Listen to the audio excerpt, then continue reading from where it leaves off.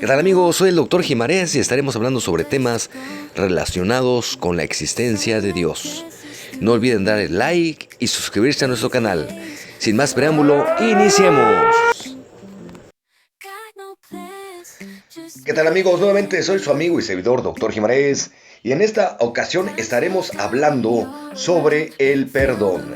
Y en lo cual en la Biblia nunca nos da una definición exacta sobre la palabra perdón, aunque sí nos muestra muchos ejemplos de él.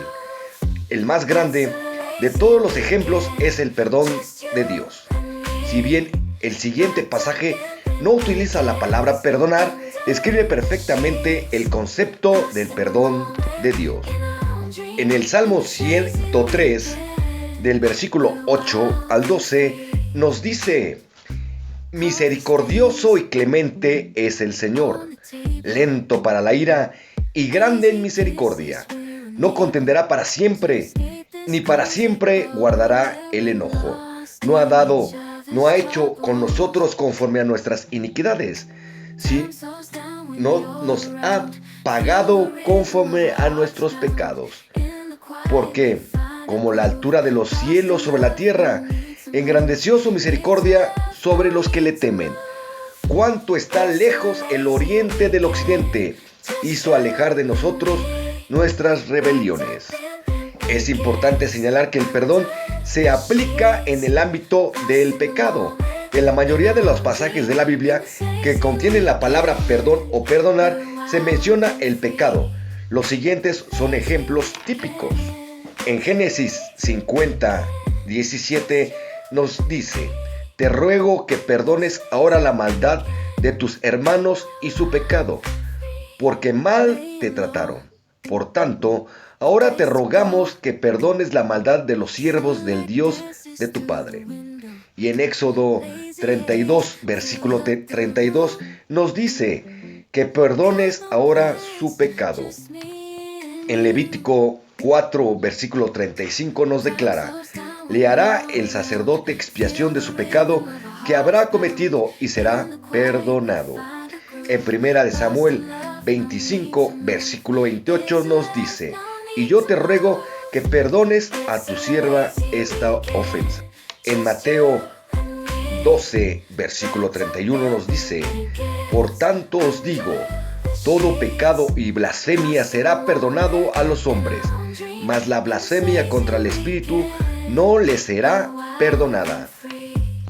En Lucas 5, versículo 20 nos dice: al ver él la fe de ellos, le dijo: hombre, tus pecados te son perdonados.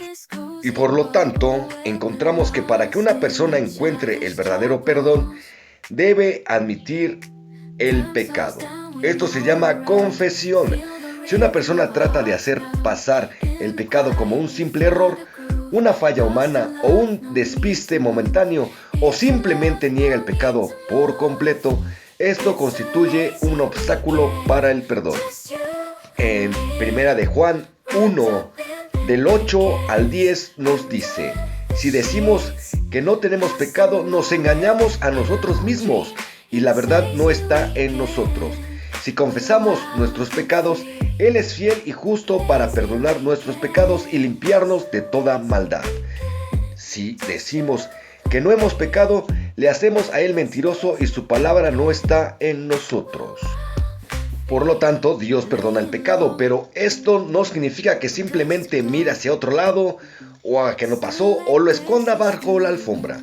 El castigo por el pecado es la muerte, Romanos 6:23, y este castigo tiene que pagarse. En el Antiguo Testamento, Dios permitió que se sacrificara a un animal a cambio del pecado.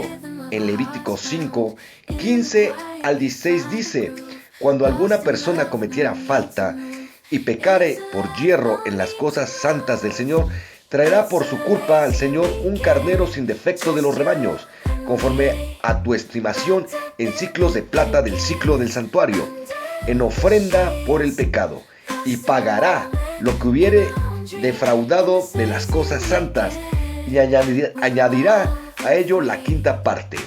y lo dará al sacerdote, y el sacerdote hará expiación por él con el carnero del sacrificio por el pecado y será perdonado. El escritor de Hebreos afirma, y casi todo es purificado según la ley. Con sangre y sin derramamiento de sangre no se hace remisión. Hebreos 9:22. Sin embargo, la sangre de los animales sacrificados en realidad no pagaba por pecado, simplemente posponía el juicio hasta que se pudiera ofrecer un sacrificio mejor para pagar toda la pena del pecado y para hacer posible el perdón. Hebreos 10 explica esto en profundidad, aunque los siguientes fragmentos de este capítulo describen el sentido del argumento, porque la ley, teniendo la sombra de los bienes venideros, no la imagen misma de las cosas, nunca puede, por los mismos sacrificios que se ofrecen continuamente cada año, hacer perfectos a los que se acercan.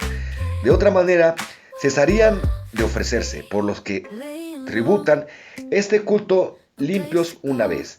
No tendrían ya más conciencia de pecado, pero estos sacrificios cada año se hace memoria de los pecados, porque la sangre de los toros y de los machos cabríos no puede quitar los pecados. Hebreos 10, del 1 al 4. Y ciertamente, todo sacerdote está día tras día ministrando y ofreciendo muchas veces los mismos sacrificios que nunca pueden quitar los pecados, pero Cristo, habiendo ofrecido una vez y para siempre un solo sacrificio por los pecados, se ha sentado a la diestra de Dios. Hebreos 10, del 11 al 12. Este es el pacto que haré con ellos después de aquellos días, dice el Señor. Pondré mis leyes en sus corazones y en sus mentes, las escribiré, añade, y nunca más me acordaré de sus pecados, transgresiones, pues donde hay remisión de estos, no hay más ofrenda por el pecado. Hebreos 10, del 16 al 18. Recuerden seguirnos, comentar, compartir, darle like y suscribirse a nuestro canal para seguir aprendiendo de la veracidad, de la realidad, de la existencia de Dios. Síguenos y comenta. Hasta la próxima. Y recuerden que soy su amigo y servidor, Dr. Gimarés. Dios me los bendiga a todos. No duden en suscribirse y seguir aprendiendo de la verdad de Dios.